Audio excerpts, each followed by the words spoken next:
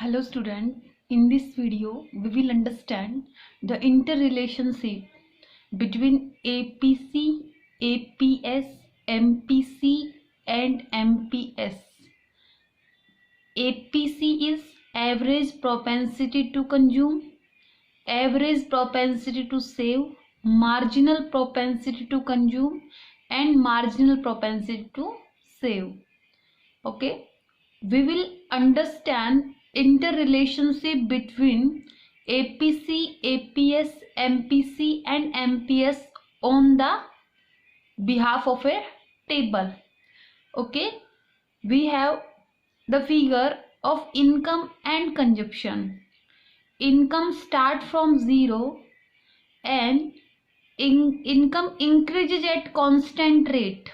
Income जो है वो जीरो से स्टार्ट होगी और एक कांस्टेंट रेट से बढ़ेगी. And consumption start from A minimum level, that is autonomous consumption. After that consumption will increases. Okay, now consumption is also increases at constant rate. Okay, ये आप लोगों को बताया गया था कि जैसे इनकम बढ़ती है वैसे वैसे कंजप्शन भी बढ़ता है, लेकिन जो इनकम जो है उसमें जो चेंज आता है, उसका जो प्रोपोर्शनेट चेंज जो होता है इनकम का, वो ज़्यादा होता है कंजप्शन से. शुरुआती दौर में इनकम जीरो है, तब कंजप्शन का मिनिमम लेवल है. फिर इनकम बढ़ती है लेकिन कंजप्शन फिर भी ज़्यादा रहता है. एक स्टेप ऐसा आता है जहाँ पे इनकम और कंजप्शन दोनों बराबर हो जाते हैं. इनकम फिर बढ़ जाती है लेकिन कंजप्शन जो है वो इनकम से कम रह जाता है. ठीक है, ये बातें हम काफ़ी सारी वीडियोस में देख चुके हैं, पढ़ चुके हैं, जब हमने कंजप्शन फंक्शन और प्रोपेंसिटी टू कंज्यूम को पढ़ा था. अब हमें क्या करना है, अब हमें यहाँ से बहुत सारी चीज़ें डेराइव करके हमें यहाँ तक पहुँचना है. APC, APS, MPC and MPS तक पहुंचना है. तो सबसे पहले हम क्या करते हैं बेटा, हम ना सेविंग निकालते हैं. आप लोगों को ये बताया गया था कि इनकम इज इक्वल टू क्या होता है. इनकम में क्या करेंगे, क्या तो हम इनकम को कंज्यूम करेंगे या फिर हम इनकम को सेव करेंगे. तो हम क्या कहेंगे, y is equal to C plus S. Okay, अब हमें क्या करना है, इसी वाले फॉर्मूले से हमें s को डेराइव करना है. तो हम कैसे डेराइव करेंगे, अगर हमारे पास इनकम और कंजप्शन की फिगर्स दिए हुए हैं तो इस फॉर्मूले से हम वैल्यू ऑफ सेविंग निकाल सकते हैं. कैसे करेंगे, जब हम इनकम में से कंजप्शन को लेस कर देंगे तो जो वैल्यू आएगी वो क्या आ जाएगी, सेविंग आ जाएगी. अब आप देखो, आपने क्या कहा, कंजप्शन कितना आपका 20 है, इनकम कितनी है 0 है. तो आपने क्या किया, 0 में से 20 को लेस किया तो सेविंग आपकी क्या आ गई, -20 आ गई. आफ्टर दैट इनकम कितनी है आपकी 100, कंजप्शन कितना है 110, इसका मतलब आपकी सेविंग कितनी आ गई -10 आ गई. आफ्टर दैट देखो, कंजप्शन और इनकम दोनों बरोबर है तो यहाँ पे क्या आएगा, saving is equal to 0. After that कितना है, आपकी जो इनकम है 300 है एंड कंजप्शन कितना है 290 है. जब आपका कंजप्शन 290 और इनकम 300 है तो आपकी सेविंग की वैल्यू कितनी आ जाएगी 10. आफ्टर दैट आपने देखा 400 आपकी इनकम है और 380 आपका कंजप्शन है, तो आपकी सेविंग कितनी आ गई 20. आफ्टर दैट आपकी इनकम 500 है एंड कंजप्शन 470 है, तो आपकी सेविंग कितनी आ जाएगी 30. उसके बाद में आपने कहा इनकम जो है 600 है और जो आपका कंजप्शन है वो 560 है, तो आपकी सेविंग कितनी आ जाएगी 40. इस तरीके से आपने क्या किया, सेविंग के फिगर्स को डेराइव किया, सेविंग की वैल्यू को कैलकुलेट किया. ठीक है, अब हमें क्या निकालना है, चेंज इन एससी निकालना है, that is change in consumption. कैसे निकालेंगे, हमें क्या करना है, जो भी हमारी वैल्यू है, जो सेकंड वैल्यू है उसमें से लास्ट वैल्यू लेस करते जाएंगे. तो क्या होता है, हमने चेंज को पढ़ा था तो हमने चेंज को क्या कहा था, हम चेंज कैसे निकाल सकते हैं, चेंज इन कंजप्शन हम कैसे निकालेंगे? हम निकालेंगे यूनिट 2 से जो कंजप्शन मिल रहा है माइनस कर देंगे यूनिट 1 से जो हमने कंजप्शन किया। Means it is the difference between second minus first, और we can say third minus second, fourth minus third. तो ये क्या हो रहा है? चेंज को कैलकुलेट कैसे करेंगे हम? जो हमारी सेकेंड वैल्यू है उसमें से लास्ट वैल्यू लेस करेंगे। ठीक है, तो हमने क्या किया, फर्स्ट जो हमारी कंजप्शन कितना है 20 है, तो उसके लास्ट में कुछ है नहीं, तो इसलिए क्या आ जाएगा यहाँ पे हम कैलकुलेट नहीं कर पाएंगे। आफ्टर दैट हमने क्या किया, कंजप्शन हमारा कितना है 110, और जो इससे लास्ट जो वैल्यू है कंजप्शन की वो कितनी है 20 है। तो आपने जो सेकंड यूनिट जो कंजप्शन की है उसमें से अगर फर्स्ट यूनिट लेस की तो आपके पास क्या आ गया, चेंज आ गया। चेंज कितना आ गया आपके पास 90। फिर आप क्या करेंगे 200 में से 110 लेस करेंगे, फिर आपके पास 90 आ गया। 290 में से 200 लेस किया फिर 90 आ गया। 380 में से 290 लेस किया फिर 90 आ गया। 470 में से 380 लेस किया फिर 90। 560 में से 470 लेस किया फिर से 90 आ गया। क्योंकि आपको क्या बताया गया था कि जो कंजप्शन है वो एक कांस्टेंट रेट से बढ़ रही है, इसलिए जो चेंज रहेगा कंजप्शन में वो भी क्या रहेगा, सेम रहेगा। ठीक है, नेक्स्ट आपका आता है बेटा change in saving. Change in saving में क्या है, देखो चेंज इन सेविंग में आपने कहा कि पहले जो है आपकी सेविंग -20 है, तो यहाँ पे तो आप कैलकुलेट कर ही नहीं सकते क्योंकि इससे लास्ट वैल्यू आपके पास गिवन नहीं है। फिर क्या हो गया, आपके पास क्या गिवन है, जो सेकंड यूनिट जो है सेविंग की वो कितनी है -10।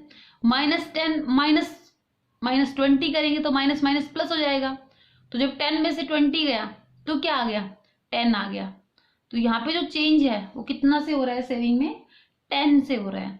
फिर आपने क्या किया 0 -10 कर दिया तो क्या आ गया +10 आ गया। फिर आपने 10 में से 0 को लेस किया फिर 10 आ गया। 20 में से 10, 30 में से 20, 40 में से 30, इसलिए जो चेंज आ रहा है वो कितना आ रहा है आपका 10 से आ रहा है। ओके, ये था बेटा आपका।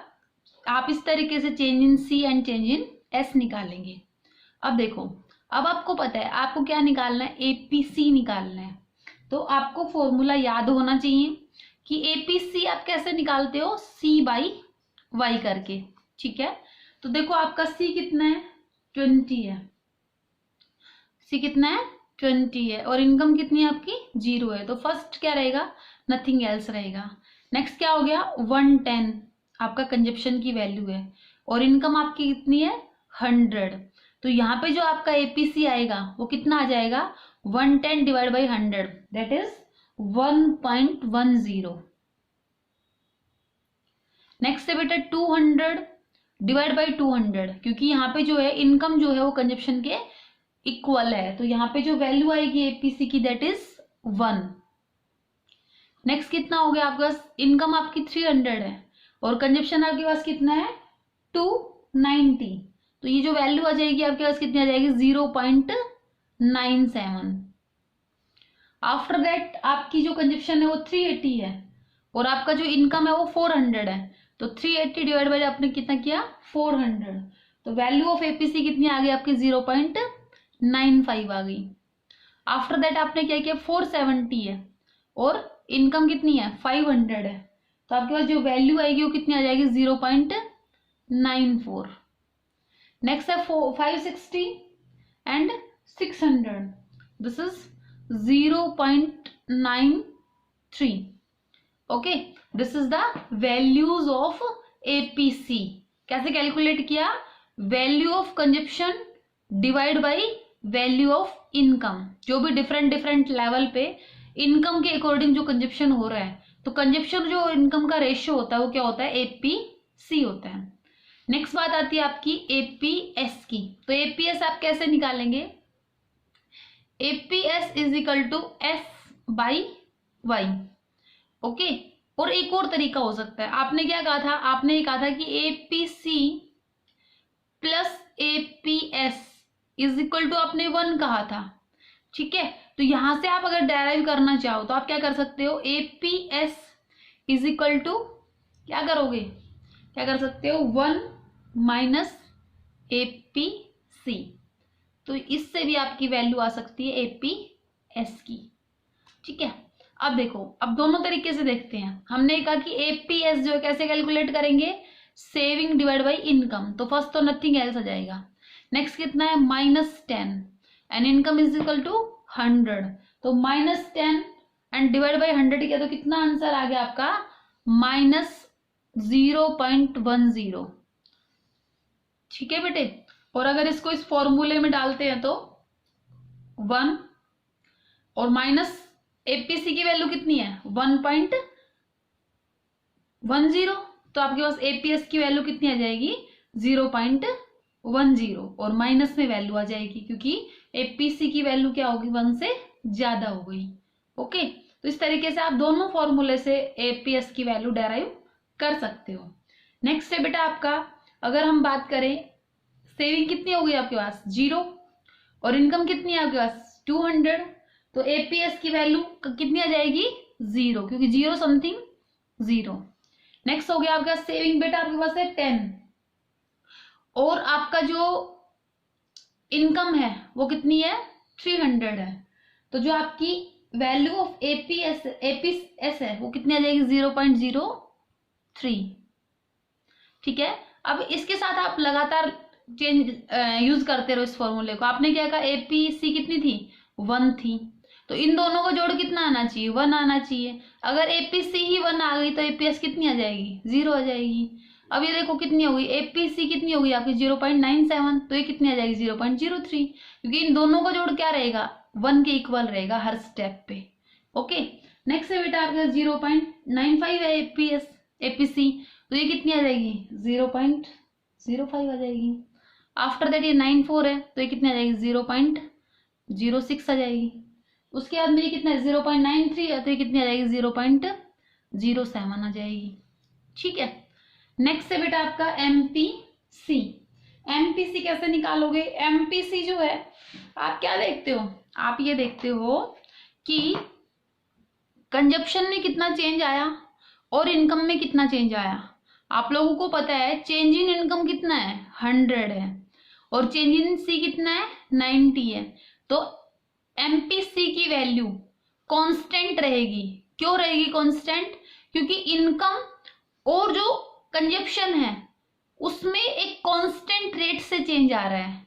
ठीक है, तो यहाँ पे हमने क्या कहा, आप क्या करेंगे, MPC आप कैसे निकालते हैं, MPC is equal to change in C divide by change in Y। Then change in C कितना है, 90, एंड चेंज इन इनकम कितना है, 100 से चेंज हो रही है ना इनकम, क्योंकि पहले कितनी है, 100, 200, 300, तो कितने से चेंज हो रही है, 100 से चेंज हो रही है। तो एवरेज स्टेप पे आपको क्या करना है, 90 डिवाइड बाई 100 करना है। तो आपकी MPC की वैल्यू क्या रहेगी, 0.9। ठीक है, तो आप क्या कर सकते हो, हर स्टेप पे लिख सकते हो 0.90।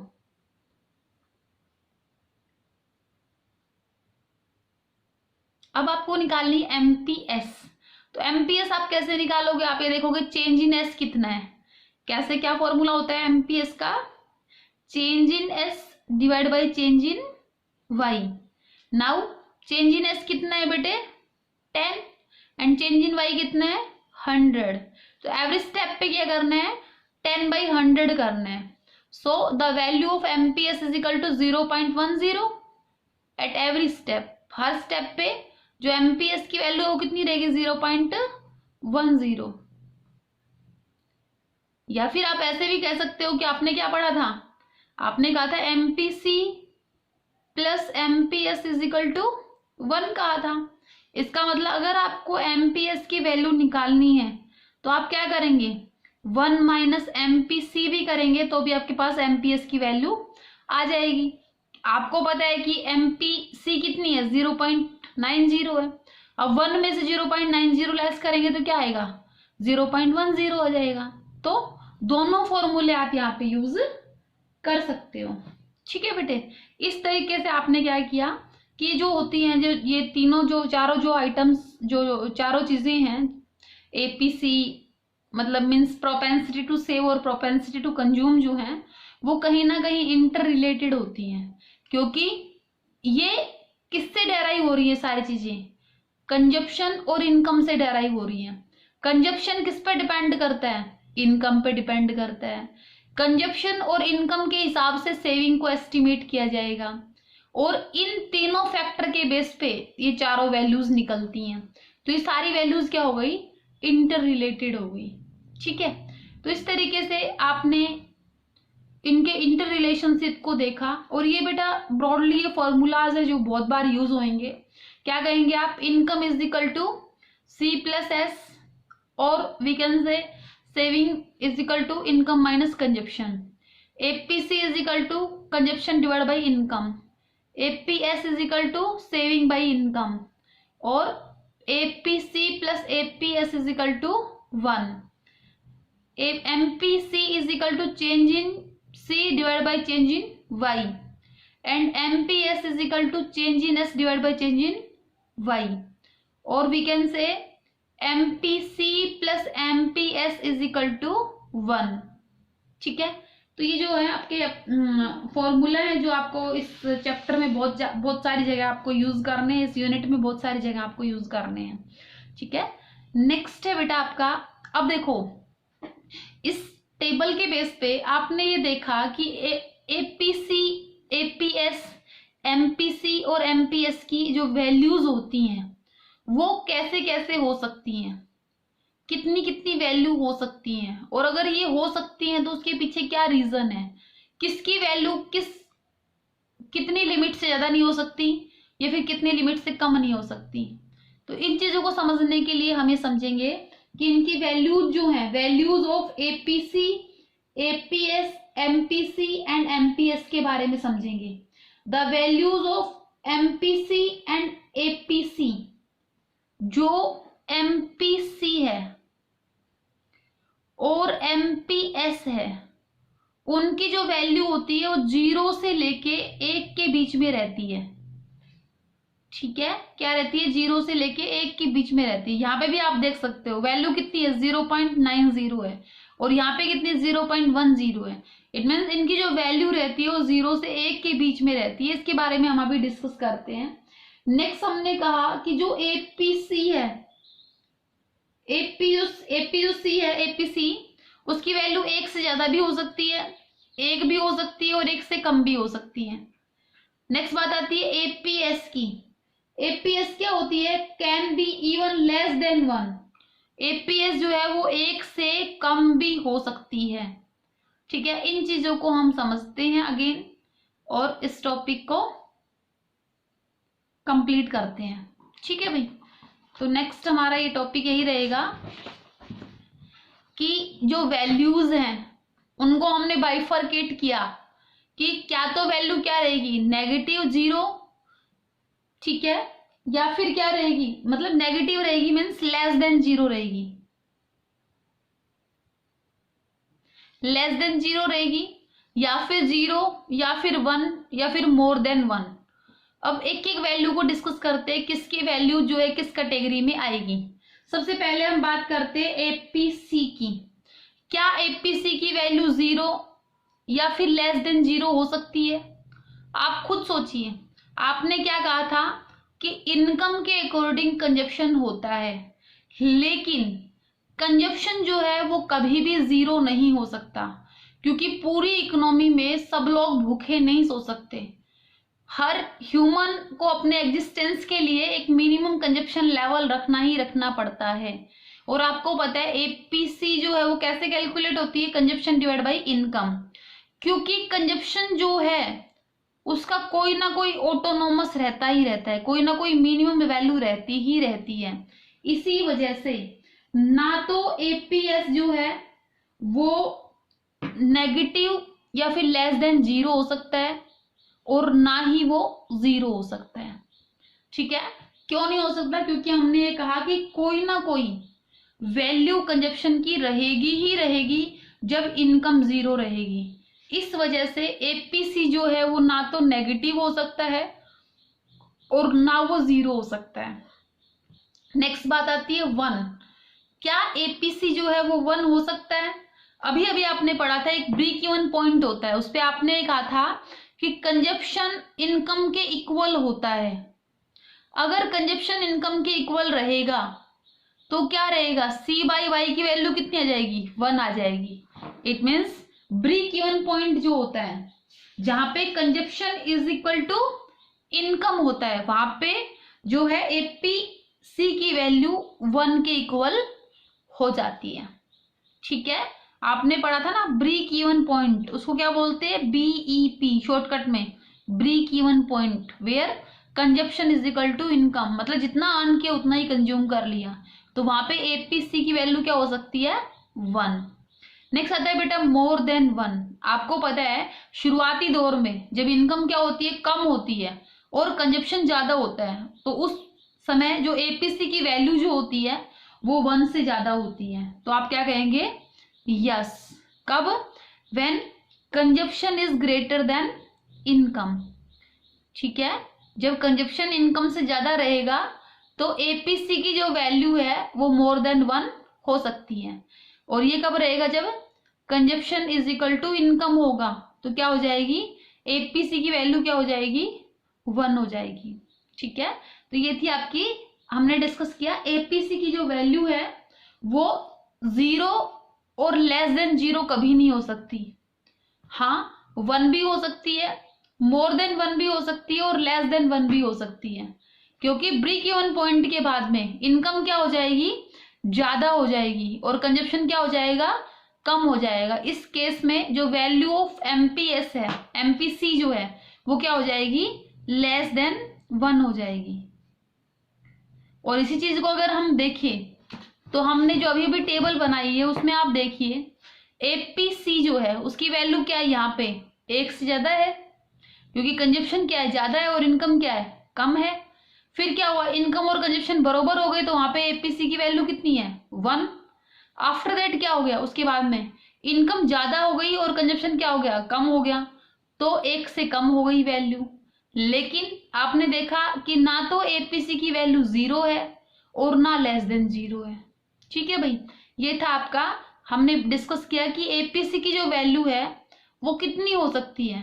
बेटा डेफिनेटली यहां से क्वेश्चन बनता है बोर्ड एग्जाम में कि जो वैल्यू है वो 1 से ज्यादा नहीं हो सकती, 1 से कम नहीं हो सकती, 0 हो सकती है, नहीं हो सकती। एक रीजन बेस्ड क्वेश्चन बनता है, या फिर कोई एक ऐसे ही एक्सप्लेन करने वाला क्वेश्चन आ जाएगा कि ये वैल्यू अगर हो सकती है, पर्टिकुलर कोई भी कंसेप्ट ले लिया तो उसकी कैसे हो सकती है, उसको आपको एक्सप्लेन करना पड़ेगा। तो आपको ये चीजें ध्यान में रखनी पड़ेंगी, बहुत इंपॉर्टेंट कंसेप्ट है ये। तो हमने ये कहा कि एपीसी की जो वैल्यू है वो 1 से ज्यादा भी हो सकती है, 1 के इक्वल भी हो सकती है और 1 से कम भी हो सकती है, लेकिन ना ये कभी 0 होती है और ना ये कभी नेगेटिव होती है। Now we will move APS, value of APS जो है वो क्या रहेंगी। अब देखो सबसे पहले हमने ये कहा बेटा जो एपीएस की जो वैल्यू है क्या वो नेगेटिव हो सकती है।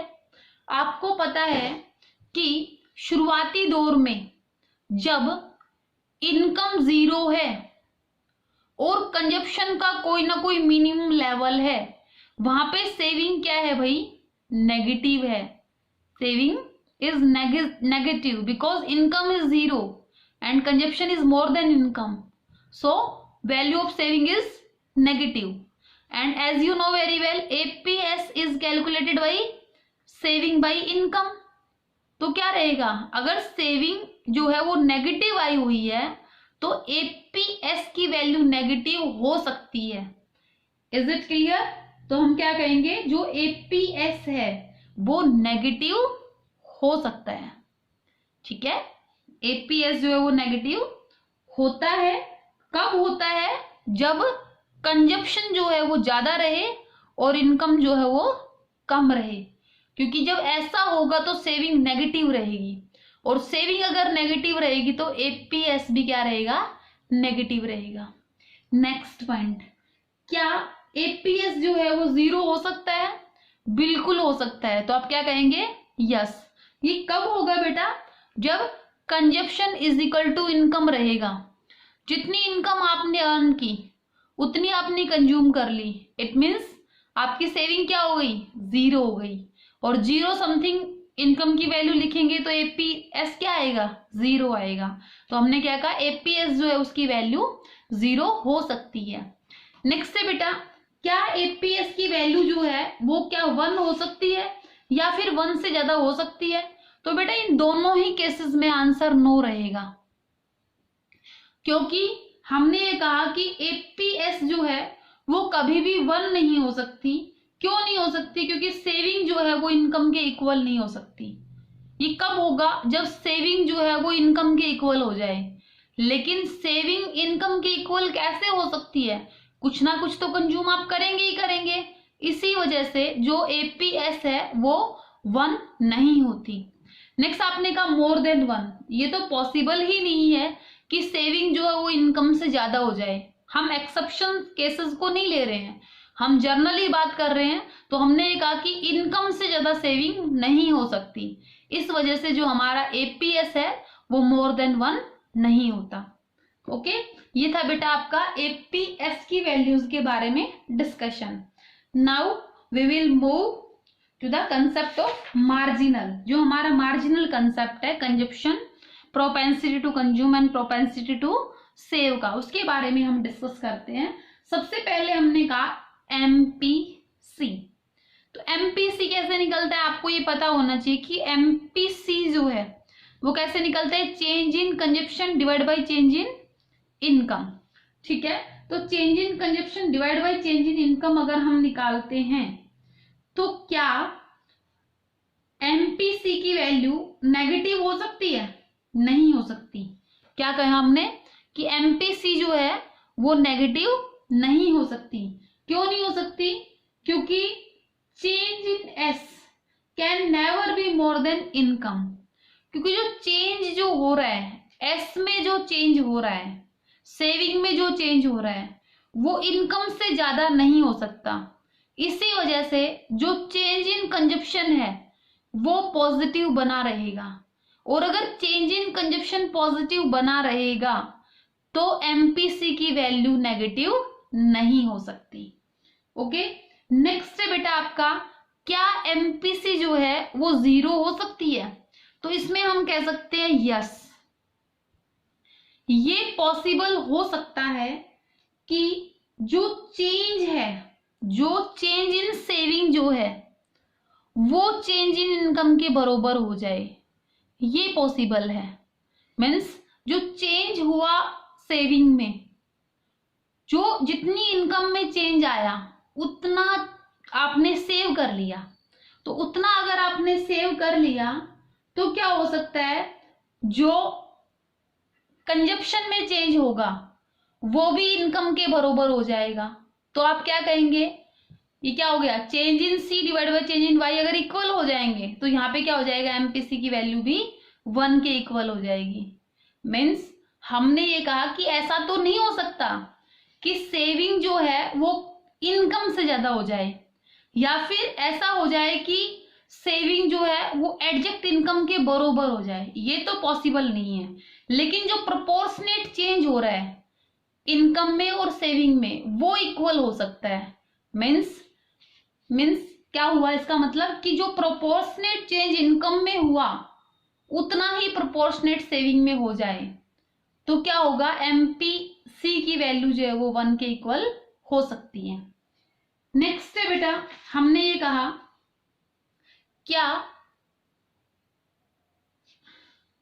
हमने ये कहा कि यहाँ पे हम बात कर रहे थे एमपीसी जो है वो 0 हो सकती है क्या? तो हमने क्या कहा, यहाँ पे अगर आपने जो चेंज है इनकम में जो चेंज है वो सेविंग के इक्वल हो गया, इसका मतलब कंजप्शन क्या हो गया, यहाँ पे चेंज इन कंजप्शन की बात कर रहे हैं हम, कंजप्शन की बात नहीं कर रहे।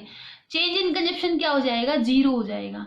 तो अगर चेंज इन कंजप्शन 0 हो जाएगा तो एमपीसी की वैल्यू 0 हो सकती है। नेक्स्ट बात आती है हमारी 1। क्या एमपीसी की वैल्यू जो है वो 1 हो सकती है? बिल्कुल हो सकती है। जब क्या हो जाए, change in C is equal to change in Y हो जाए, मतलब इनकम में जो चेंज हो रहा है उतने से ही कंजप्शन में चेंज हो रहा होगा, तो क्या हो जाएगा, एमपीसी की जो वैल्यू है वो क्या हो जाएगी, 1 के इक्वल हो जाएगी। नेक्स्ट है मोर देन 1। मोर देन 1 नहीं हो सकता, एमपीसी जो है वो मोर देन 1 नहीं हो सकता। ठीक है, क्यों नहीं हो सकता? क्योंकि जो चेंज हो रहा है सी में वो कभी भी इनकम से ज्यादा नहीं हो सकता। इसी वजह से जो एमपीसी जो है वो कभी भी 1 से ज्यादा नहीं हो सकती। As change in C can never be more than change in Y, क्योंकि जो चेंज इन सी है वो चेंज इन वाई से ज्यादा नहीं हो सकता। इस वजह से एमपीसी जो है वो 1 से ज्यादा नहीं हो सकती। नेक्स्ट है बेटा आपका, हम डिस्कस करेंगे एमपीएस पे। एमपीएस से सबसे पहले हमारा बनता है नेगेटिव। क्या एमपीएस जो है वो नेगेटिव हो सकती है? तो हमने कहा नहीं हो सकती। एमपीएस जो है वो नेगेटिव नहीं हो सकती, क्योंकि जो चेंज हो रहा है, जो एस में जो चेंज हो रहा है वो पॉजिटिव है। ठीक है, as change in C can never be more than change in Y. कभी भी ऐसा हो ही नहीं सकता कि जितना चेंज इनकम में हो रहा है उससे ज्यादा चेंज कंजप्शन में हो जाए, क्योंकि अगर इनकम से ज्यादा चेंज कंजप्शन में हो जाएगा तो जो सेविंग में जो चेंज हो रहा है वो नेगेटिव होगा। तो उस केस में क्या हो सकता है? एमपीएस नेगेटिव हो सकती है। लेकिन ये पॉसिबल ही नहीं है कि जो इनकम में चेंज हो रहा है, जो इनकम में चेंज हो रहा है वो जो चेंज इन कंजप्शन है, चेंज इन कंजप्शन अगर ज्यादा हो जाए और इनकम में जो चेंज हो रहा है वो कम हो जाए, ये पॉसिबल नहीं होता। क्योंकि अगर ऐसा होता तो चेंज इन एस क्या हो जाता? नेगेटिव हो जाता। और चेंज इन एस अगर नेगेटिव हो जाता तो क्या हो सकता था? एमपीएस की वैल्यू नेगेटिव हो सकती थी। लेकिन this is not possible situation. इसी वजह से जो हमारा एमपीएस है वो कभी भी नेगेटिव नहीं होता। नेक्स्ट बात आती है बेटा आपका, क्या ये जीरो हो सकता है? एमपीएस जो है क्या वो जीरो हो सकता है? क्योंकि आपने ये कहा बेटा कि चेंज इन सी जो है वो इक्वल हो सकता है चेंज इन वाई के। अगर ये चेंज इन सी और चेंज इन वाई के इक्वल हो सकता है, इसका मतलब क्या होगा? चेंज इन एस यहाँ पे क्या आ जाएगा? जीरो आ जाएगा। और चेंज इन एस अगर जीरो आ जाएगा तो आपकी एमपीएस की वैल्यू जीरो हो सकती है। तो हम क्या कहेंगे? Yes, it is possible when change in C is equal to change in Y, then the change in S is equal to 0 and the value of MPS can be 0. Okay, next है, क्या MPS की जो value है क्या वो 1 हो सकती है? तो यहाँ पे हम ऐसे कहेंगे ये पॉसिबल है। Yes, it is possible that the value of MPS can be 1. How? When change in S is equal to change in Y. जब जितना इनकम में चेंज आया उतना ही अगर आपने कंज्यूम कर लिया तो ये पॉसिबल है कि जो आपका एमपीएस है उसकी वैल्यू 1 हो। ओके, एंड लास्ट है बेटा, क्या एमपीएस की वैल्यू मोर देन 1 हो सकती है? तो ये पॉसिबल नहीं होता। नो, क्योंकि क्या होता है, जो चेंज जो हो रहा है वाई में जो चेंज हो रहा है और जो एस में चेंज हो रहा है, कभी भी ऐसा नहीं हो सकता कि एस में जो चेंज है